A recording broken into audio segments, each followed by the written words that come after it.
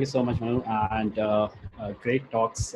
Specifically, hearing Anjali, this is just the eighth segment that we cater to just before you start. This is like we cater to 3 to 10, 3 to 12, and we're trying to see how we can make the early learning and formative learning more designed in a fashion that even kids like that and parents and teachers, the whole ecosystem. So before kind of we deep dive into what we do, just wanted to cover who Gen Alpha is. This is probably the most different generation than any other generations.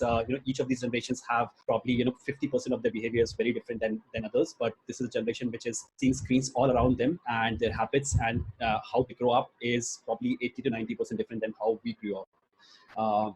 If you see some of the stats here, which is done by independent third party, you see that amount of time they spend on screens per week, even after kind of parents worrying about the screen time, is phenomenal. The 3 to 4 hours per day is what they're spending across screens. It can be television, it can be tablets, phones, and it keeps on growing. The mediums changes as they grow up, but the amount of time that screen takes in each of the kids' life early on before they're 10 years old is phenomenally high. Now, so that's on the landscape, and if you see the landscape, this involves parents, kids, and teachers, and this increased penetration of screen time in kids' life has completely changed how each of these behave and the world around kids. There are 500 million kids right now who are Gen Alpha, below 10 years of age, who are growing up with screens all around them, and they're spending 3.5 to 4 hours per day on screens, and all of their foundational skills and the development needs are now kind of revolving around these screens, and everything is around this. Earlier, teachers and parents were able to customize learning curve because they were able to see what kids were doing in while they were writing something in the copies or the books. But now everything is more towards the digital nature, and that's where the challenge is. They have to now assess how kids are growing based on what they're doing in games, what they're doing in the apps, and that's one of the biggest challenges, the visibility of how kids are growing. And this has seen classrooms started adopting technologies which are beyond projector. For example, in US, most of the schools that we work with have a 2:1 ratio of tablets or laptops with kids. Now, more of that is coming. Even schools in Bangalore, Mumbai, Delhi have started adopting screens for learning methods, because that's how they're able to attract kids and retain their learning. So what we are doing is basically we have mapped out all the foundational formative skills that kids have to go through before they're 12 years of age. And we have mapped out when they should be learning fundamentals and when they should be learning the next step of each of them. And we are going one by one each of these skills and gamifying them in a manner that kids kind of understand these days, and we are able to retain kids. And how we do that is by designing toys and games which work together. So basically, we are a phygital company. We work on toys that parents and teachers can buy offline through retail shops, through online, and then they download the app. And through the technology layers that we have built over multiple technologies, we merge the two worlds of the kids, and that has proven as the best method and most effective method to engage kids in learning ways which are in which they kind of last much beyond, and then they learn and retain much beyond. So we have 3 platforms that we have launched so far. And Orbu, the first platform, which is an AR globe, where kids can scan any part of the globe and they get information which is rich in prehistoric Earth, cultural things that we learn right now, Mars, and we have close to 250,000 users on this platform right now. Pluto is something that we launched last year. It's an AR gaming system like Nintendo of our age. This is Nintendo equivalent, where kids are actually not touching the screen but playing with physical manipulatives, and the screen is automatically adapting to what they're doing. We are touching around 100K users on this. Tacto is the third series, where we are converting tablets into board games. So I wanted to share 3 key learnings through experiments that we did over the last 18 months or so, where we have understood some key insights and wanted to share those. So first insight is something that was shared earlier. If the topic for learning is gamified and it is in the backdrop, not in the forefront, the kids are 3x more likely to engage. And this we have learned through various ways in our experimentation. Now, this is no new news, where kids love gamification much more, but we were able to quantify that. We were able to engage kids 3x more better versus upfront telling them a math problem or a geography problem, versus gamifying it in a fashion that they're excited to play the game while they're learning. This was the first thing that we learned. But the second thing that we learned was, as kids are playing, if you're able to adapt the learning curve, how we throw challenges at them, what we throw, and we're able to adapt, they're 2x more likely to stick around. If they make a mistake and you don't penalize them, and actually you lower down the curve a little and again ask them to start without changing the story, keeping the gameplay and the story same, they'll 2x more likely to kind of stick around and keep on playing with the game. And that's what we've seen in one of the experimentation we did with one of our maths games, where we made multiple curves, and we make sure that we shift kids between curves as we understand how much time they're taking to solve a problem, and how they're adapting when we throw a new challenge at them. And the third biggest learning that we have, which really defined who we are, was once we added the element of physical play with the digital play, uh, kids engagement shot up 5x. If kids typically, I'm sure you've seen at, how kids behave. They install an app, they play with it for 3 days, and they're done with it. They don't want to delete the app. By the 7th day, 99% of the apps that have been installed get deleted. As far as toys are concerned, they buy the toy, they have better retention than games, but it is still 10 days, and nothing goes beyond 10 days. They don't play, it goes in the shelf. It comes out once in a while in second month, third month, but that's kind of retention that they have.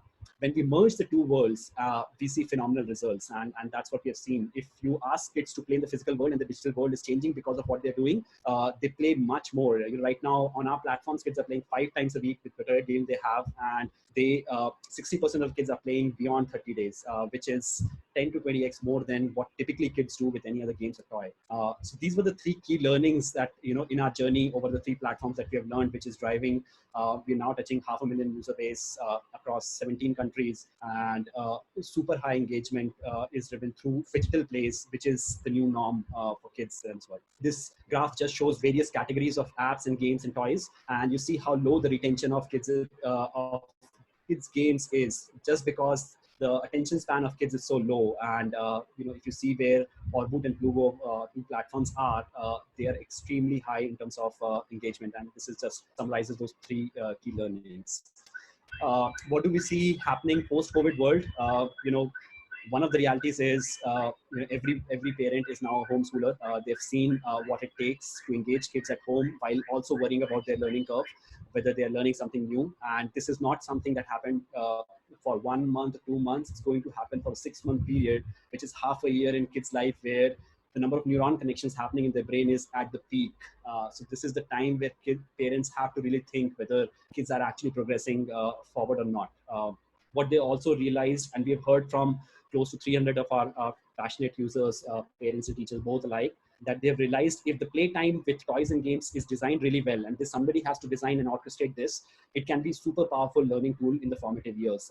You can't just throw a toy which is a coding toy at kid and say expect that now they know the basics of coding. Similarly with any other skill, you have to design that playtime really well, and that has to be done by either the tool itself, or it has to be done with parents or teachers around them. The prediction that we have is, once schools open up, more and more schools will now adapt innovative game techniques, these phygital toys, where they're able to engage kids much more, and the retention of topics and the learning is much higher than traditional ways. Now, you already see a lot of schools in US adopting this, but around the world, beyond the developed world, we'll see a large adoption of these techniques.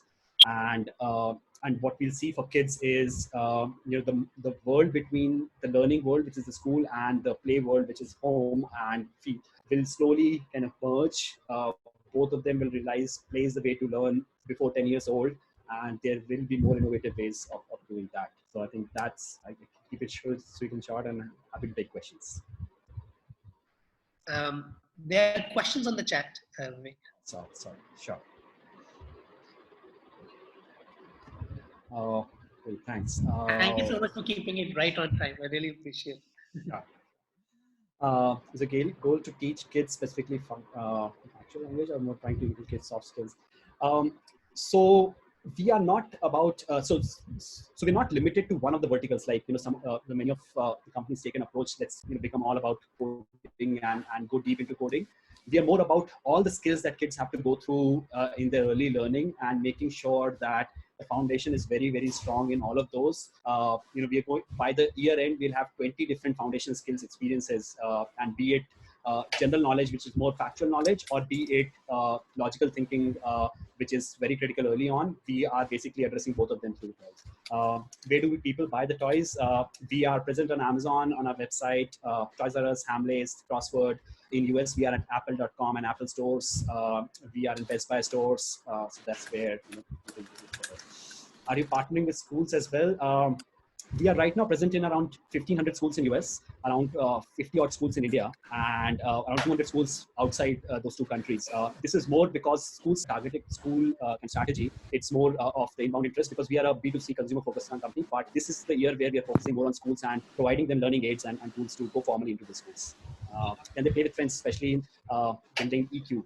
So the third platform that we're releasing this summer, which is Tacto, is where we are encouraging multi-user play, where kids can actually play with another user. But other games, Plugo and Oddboot, are mostly individual experiences. So with Tacto, we are, yes, going into the multi-user play. Where you see largest market, so far North America has been 50 to 60% of our market. India surprisingly has been really good, 15 to 20%. What we thought that India would be a constraint because of the tablet and mobile penetration, especially for kids, but that's not the case, and we're seeing very good growth in India also. After people buy the toys, how long do you expect them to keep developing content to keep the toy useful? So we typically have 5 major updates to the game after we launch them, and these are spaced over months. And that's what we have done with Allboot, Plugo, and Tacto. Every major update brings in new content, new levels, and based on the learning graph of how they performed in the previous level, we customize the learning curve. So that's what we drive through AI and ML through our servers, and that's why we keep them engaged. So 5 major updates is what we basically do, keep them engaged over 6 months. Content, technology, product, physical design, toy, everything is done in-house. We manufacture a lot of it in India. We have partial manufacturing units outside. In US, we sell roughly at $50 to $60 US each toy. Like Globe sells at $55 US, Plugo sells at $60. In India, roughly the pricing is 2,500 to 3,000 rupees is what the range is in India. Are there numbers to share with the kids picking up on their own based on the UX, or needs parents and teachers around them? Can you elaborate further on the structured program-based skills? Okay, so the first thing, we don't expect parents to or teachers to be around beyond the first session. We have a specially designed flow for parents and teachers on how to play this and how to onboard the kid, and we don't expect parents to be around there. Now, based on our one-to-one conversations with 2,000 parents that we've had done, they do typically come back when there's an app update to understand what are the new features. But the retention, we attribute 90% of this because of the content and the UX itself. So that's how we see it. Can you elaborate further on the structured program based on skills by age? So we are doing, so not all the skills that we're targeting actually can have a very structured program, but 3 or 4 of them are well researched and taught by many other players. For example, learning around math and foundation of math, learning around coding is being done by multiple players, and there's very strong common core in US around these. And we are basically structuring these around that. So we are doing 3 levels of math games. One is for 3 to 4, 5 years of age. One is for 5 to 7, and the last one is for 7 to 10 range. And the idea is to graduate kids slowly from one to other. While they don't understand, they think that it's a new play experience, but they're actually progressing in the concept range. So that's how we structure. We structure only 3 to 4 skills in an appropriate manner. All other skills have the foundational experiences through our toys. I think I covered most of it, and if I anything else. Is the business model through selling toys or selling software content? So we don't have any in-app purchases. All we sell is the toy. So you buy the toy at $50 to $55, and we don't have any other in-app purchases. But what we are really proud of is we have extremely high repeat purchase rate, because parents understand that this is the first toy probably where toy has been able to attract kids for 90 days and beyond. And that's why the brand connect that we have with parents and teachers is very, very high. And that's why our repeat purchase rate, once they've played the Globe for 3 months, they come back to buy the letters experience, then the numbers experience, and then other experiences. So 30 to 40% of our sales keep on coming based on the repurchase of newer kids and newest kids.